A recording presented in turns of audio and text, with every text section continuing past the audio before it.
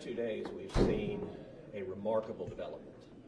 We have seen big tech, we've seen Twitter and Facebook actively interfering in this election in a way that has no precedent in the history of our country.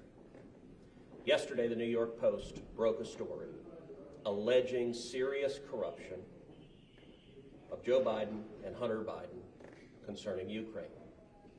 The allegations in the New York Post story, if true, indicate that Vice President Biden lied when he said he had never discussed his son's business dealings.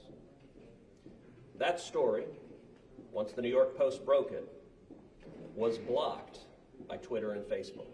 Anyone who attempted to share it was prevented from sharing it on Twitter or Facebook.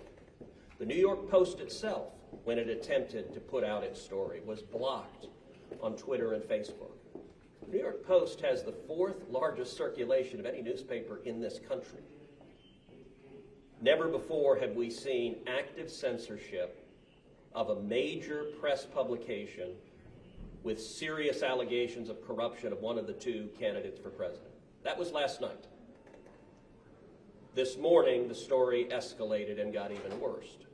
The New York Post broke a second story of a series of emails that indicate yet more corruption, in this instance, the Biden family receiving millions of dollars from communist China government officials.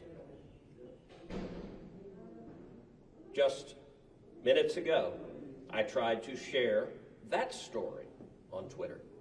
And Twitter is actively blocking, right now, this instant, stories from the New York Post alleging corruption and the Biden family receiving millions of dollars from communist China. This is election interference, and we are 19 days out from an election. It has no precedent in the history of democracy. The Senate Judiciary Committee wants to know what the hell is going on.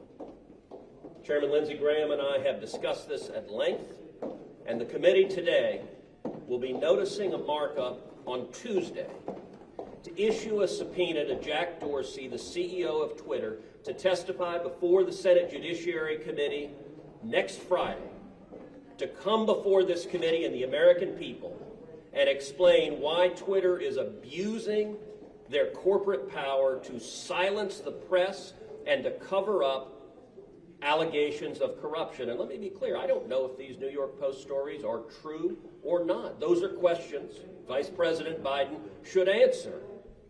But Twitter and Facebook and big tech billionaires don't get to censor political speech and actively interfere in the election. That's what they're doing right now. And so on Tuesday, the Judiciary Committee, the full committee, will be voting on subpoenas to subpoena Jack Dorsey to come before our committee. Can I ask a technical question on that? Can the Democrats delay that subpoena, or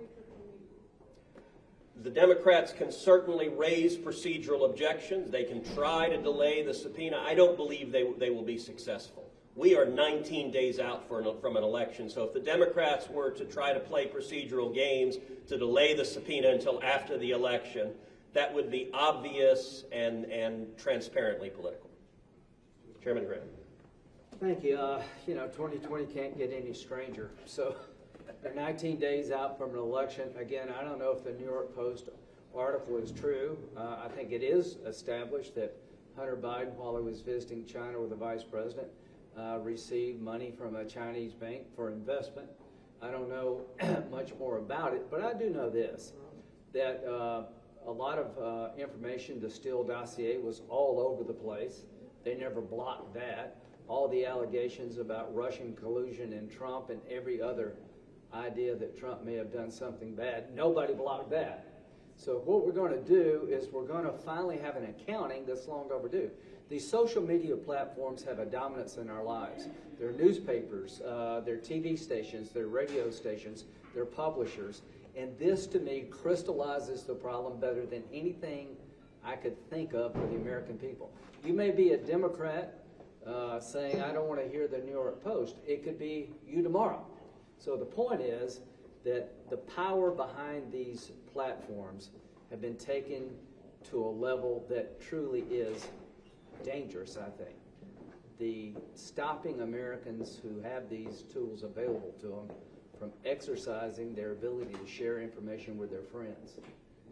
Nobody in Twitter and social media shut down anything about Trump and Russia. So we're going to proceed Tuesday. Hopefully the Democrats on the committee will be as interested in this as we are, because it's us today, it could be them tomorrow. Thank you. I want to say that obviously I agree wholeheartedly with the chairman, Senator Cruz. I think taking this action is absolutely necessary. Yet last night, the subcommittee, my subcommittee on crime and terrorism, invited both Jack Dorsey and Mark Zuckerberg to come and testify. I think a subpoena from the Judiciary Committee is absolutely appropriate and in order. It is absolutely vital. We believe in a free press in this country. We also believe in free elections, and the attempt to rig an election, which is what we are seeing here by monopolies, is unprecedented in American history. They have a lot to answer for, and I hope that we'll subpoena both Twitter and Facebook. They should both come. They're both engaged in censorship. They're both massive monopolies. They should answer to the Judiciary Committee. They should answer to the full Senate. They should answer to the American people. And that's what this is about, and I look forward to taking this vote and hearing their testimony to the committee.